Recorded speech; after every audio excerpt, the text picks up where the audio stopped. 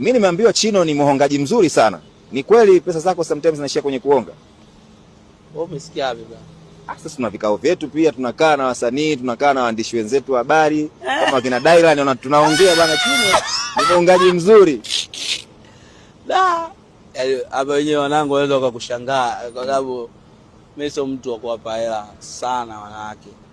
Ila ni mtu wa kusaidiana. Unanielewa sio?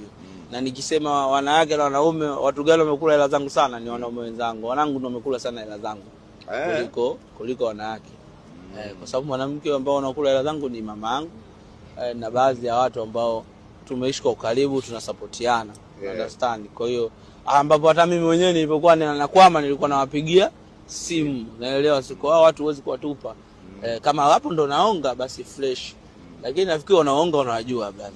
Ila tu mmeamua tu mimi sasa nimelisikia ndio maana nimelifikisha. Mnajua lakini jamani. Wewe hauongagi kabisa. Mimi siongi, tunasaidiana. Unaelewa sijui.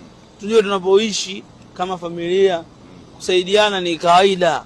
Sasa huko sio kuonga, kama huko ni kuonga sawa. Yaani kuonga wewe mwanangu na kunyima milioni labda 50.